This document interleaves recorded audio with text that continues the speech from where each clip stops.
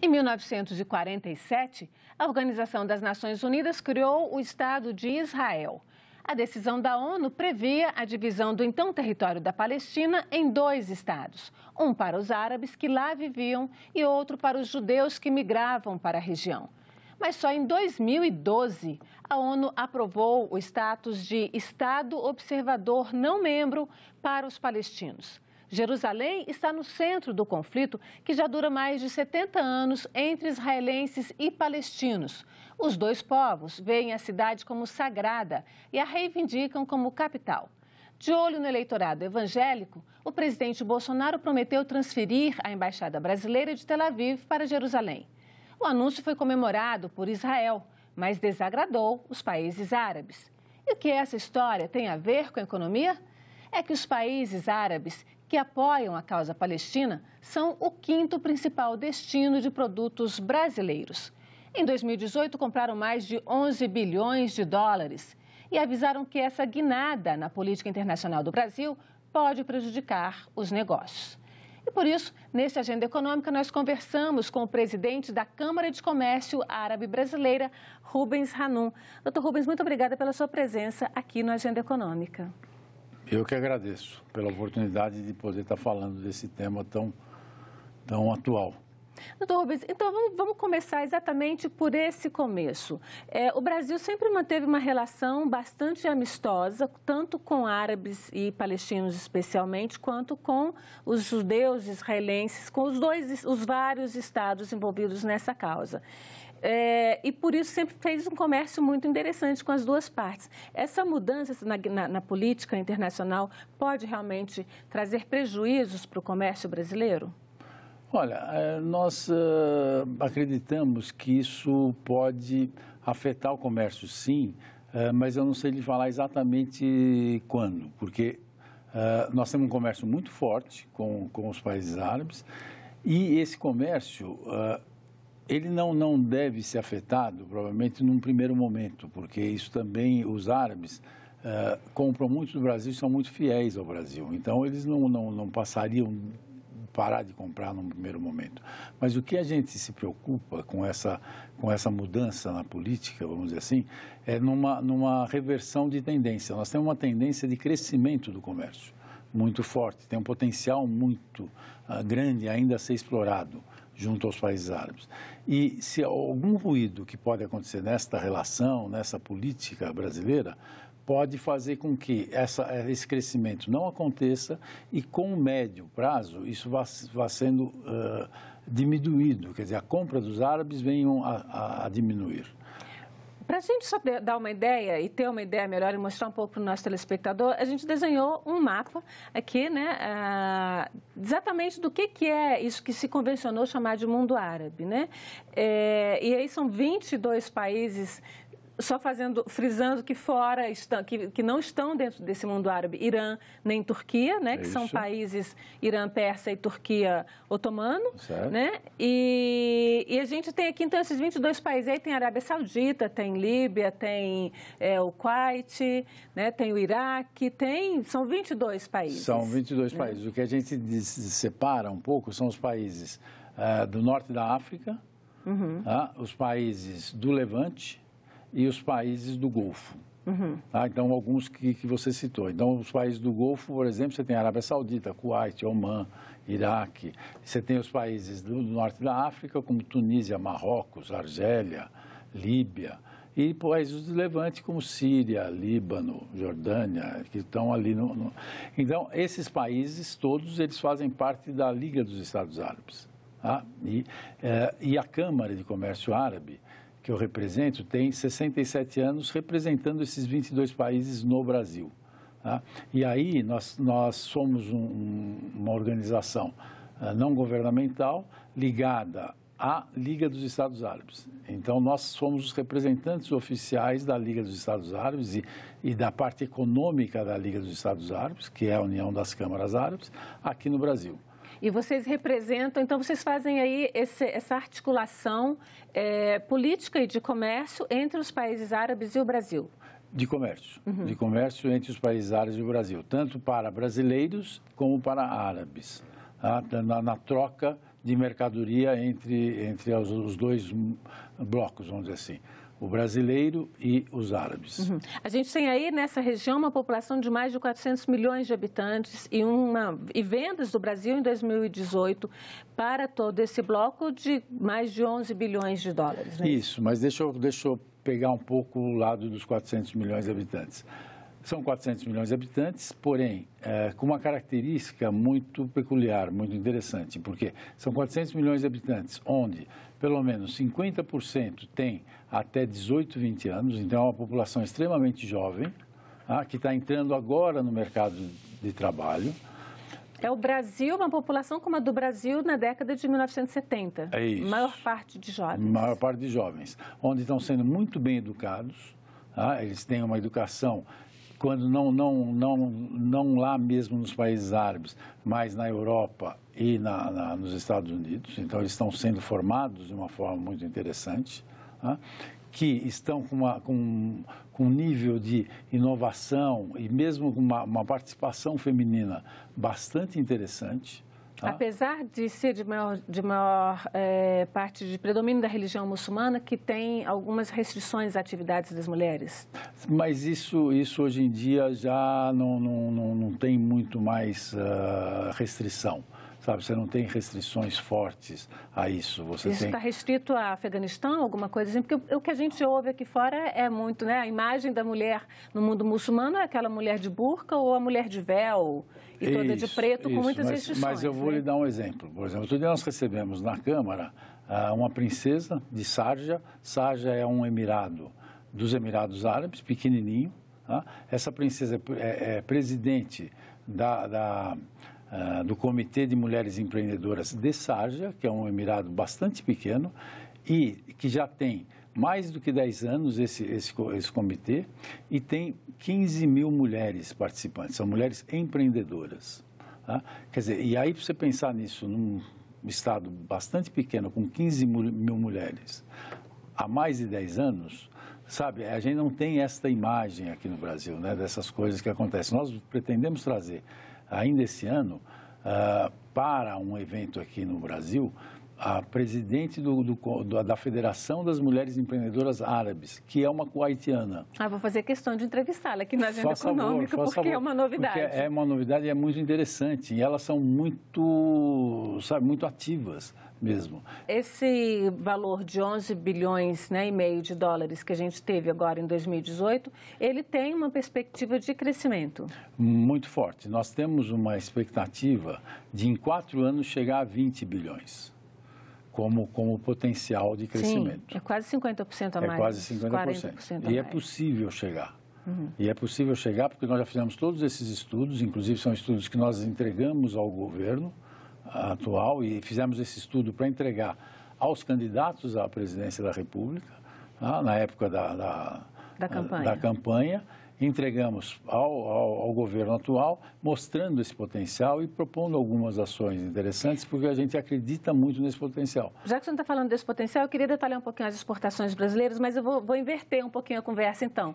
Porque nós preparamos exatamente um gráfico que mostra a evolução desse comércio Brasil com o mundo árabe. E eu queria colocar esse gráfico aqui, porque ele dá exatamente, né, esse gráfico foi feito a partir dos próprios dados da Câmara, com dados do Ministério do Desenvolvimento, Indústria e Comércio, né, que agora mudou de nome, e a gente tem aqui uma evolução bastante interessante, né?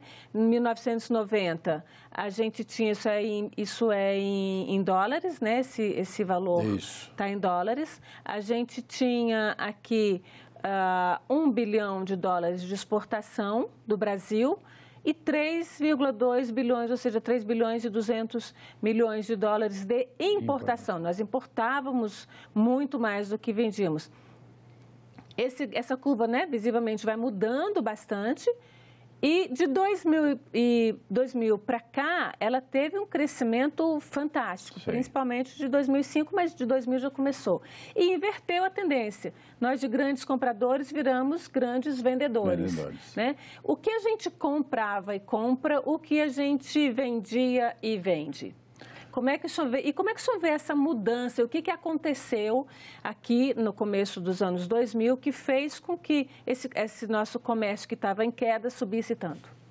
Olha, nós tivemos aí primeiro que o que nós vendemos, tá? O que cresceu muito a venda foi de produtos do agronegócio.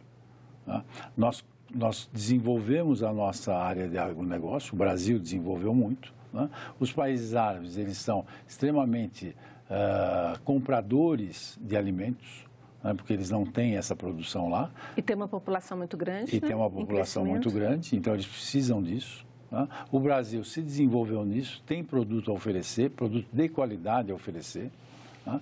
Então, isso foi um fator, que aí o Brasil começou a entrar mais nesse mercado.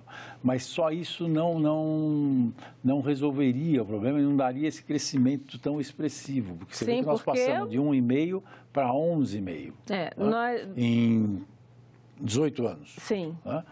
Né? Um crescimento de 13 vezes. 13 vezes, exatamente. Então, agora, isso foi acompanhado de todo um relacionamento de Estado, também junto aos governos árabes, de muita parceria.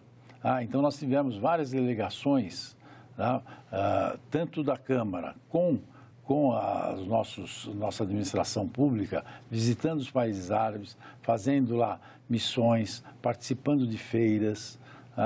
Como em fevereiro nós participamos da Gulf Food, que é a maior feira de alimentos do Oriente Médio, com cerca de 90 empresas brasileiras participando lá. Então, tudo isso vai criando uma confiança, vai vendo que o Brasil, na Gulf Food, nós participamos já há uns 15 anos. Então, isso cria uma confiança de eles perceberem que o Brasil está realmente investindo naquele mercado. E está interessado. Isso aí tem a ver, aí a gente entra um pouquinho no que a gente falou lá no começo, essa questão de política e economia. A gente teve aqui uma mudança de política, né? Assim, a entrada de governos, 2002, governo do PT, com o presidente Lula, que mudou essa política.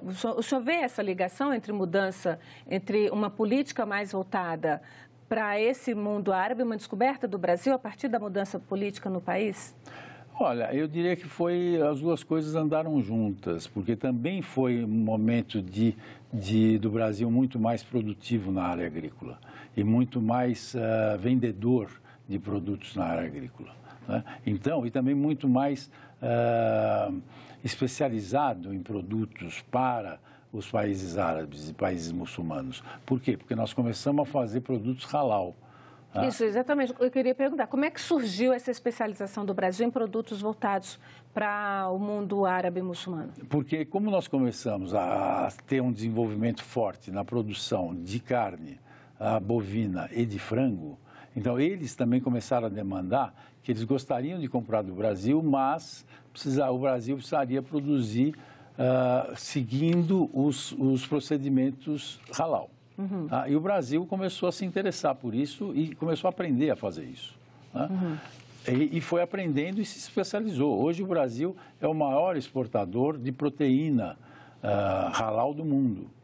Então, e eles são os maiores compradores do frango brasileiro. Só diz pra gente um pouquinho, o que é que diferencia um frango comum, uma carne comum, da carne halal? Porque também tem aquela carne kosher, né, que é voltada para o público judeu. O que é que diferencia isso aí? Olha, a carne halal, o produto halal, vamos dizer assim, porque hoje em dia não é só carne. Uhum. Hoje em dia você tem cosmético halal, você tem produtos de higiene pessoal halal, você tem têxtil halal. O que diferencia, inicialmente, são procedimentos mais que cuidam mais da higiene, mais os cuidados, especialmente na carne, da higiene em relação ao abater a ave ou o animal, né? Que tudo é feito para que o animal não sofra.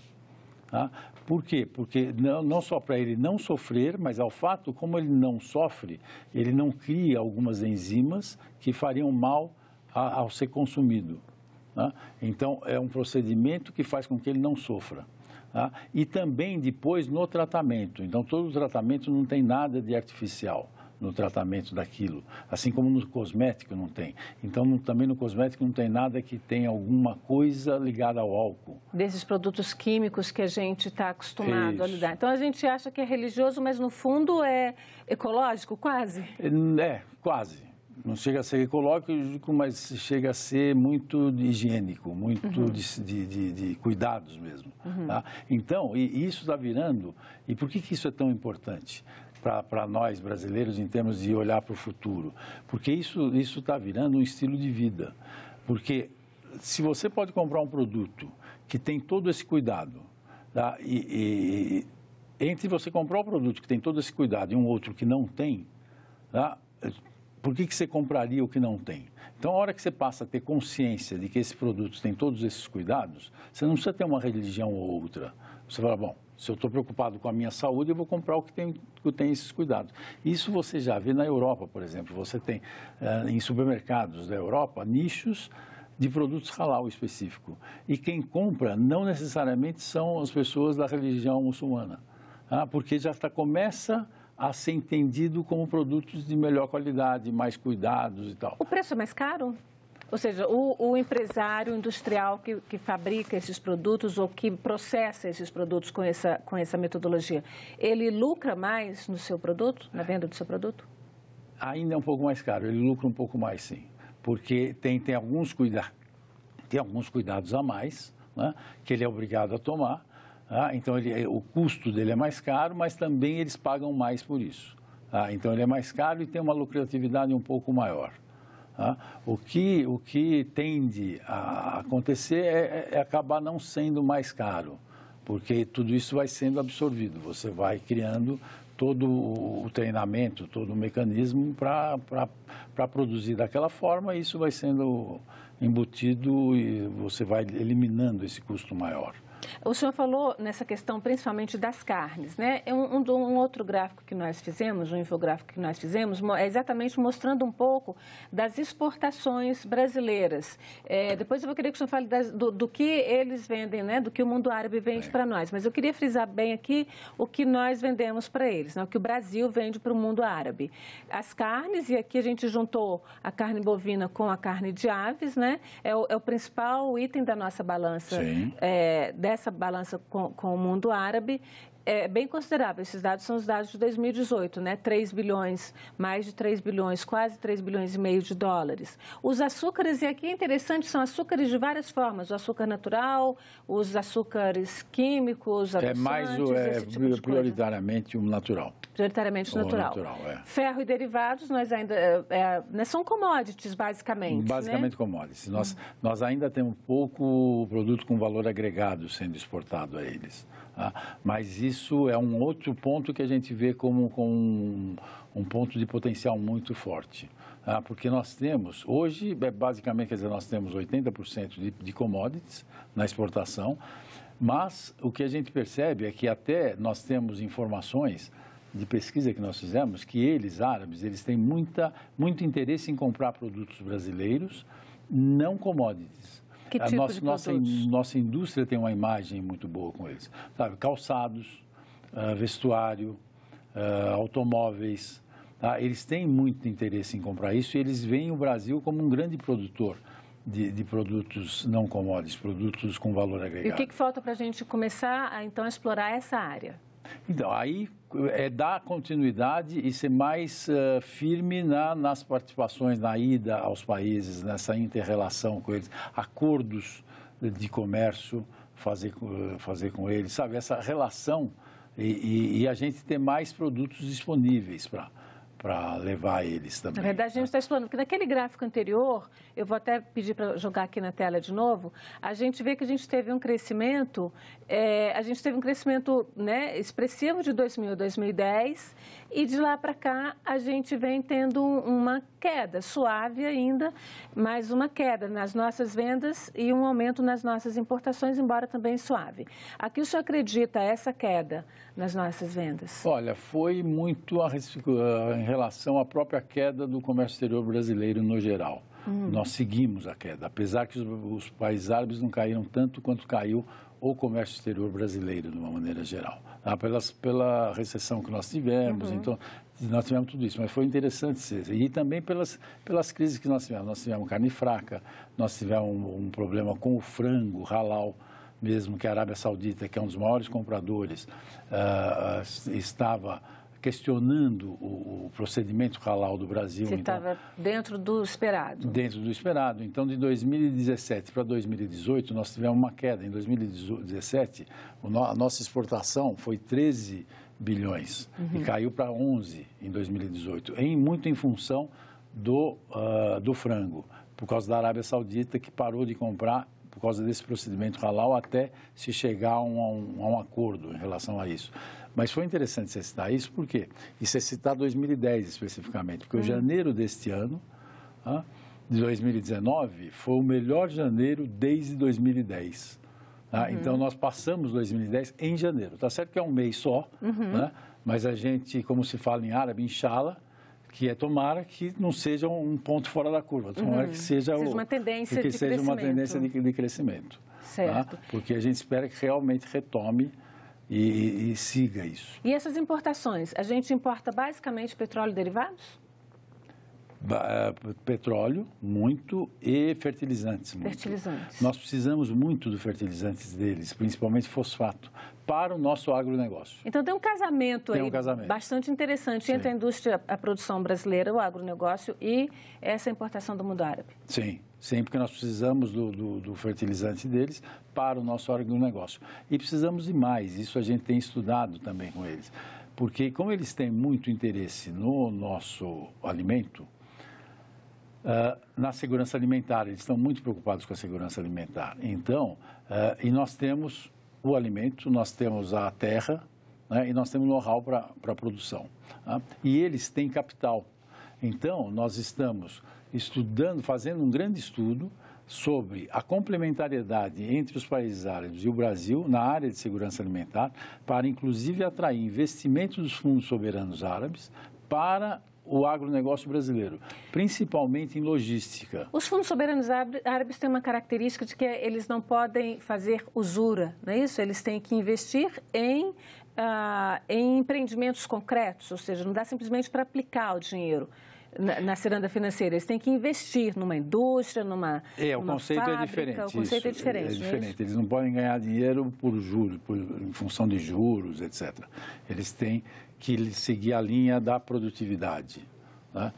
Mas isso é perfeitamente adequado com o Brasil, dá para seguir Sim, seria um bom investimento na linha produtiva brasileira, né? E eles têm todo o interesse. Então, nós estamos estudando formas e como eles poderiam investir aqui. Inclusive, estamos estudando isso junto ao governo também, formatos de investimentos e tal, porque sabe que o 40% do capital dos fundos soberanos mundiais estão nos países árabes. Então, muito dinheiro. É muito dinheiro. Então, dá para atrair para cá e aí você faz o círculo virtuoso, porque eles trazem o dinheiro para cá, o capital, esse dinheiro é aplicado na agricultura, na logística para a agricultura, que volta para eles como alimentos de uma forma mais barata e mais rápida. O que as mudanças na política do governo, tanto na política internacional quanto na política interna, por exemplo, de questão de fiscalização de frigoríficos, né, da fiscalização de forma de abate, que a ministra da Agricultura falou recentemente que essa fiscalização poderia ser feita pelos próprios frigoríficos, né? O que essas mudanças nessa estrutura de fiscalização brasileira, por exemplo, pode afetar? Ou o senhor acha que não pode afetar?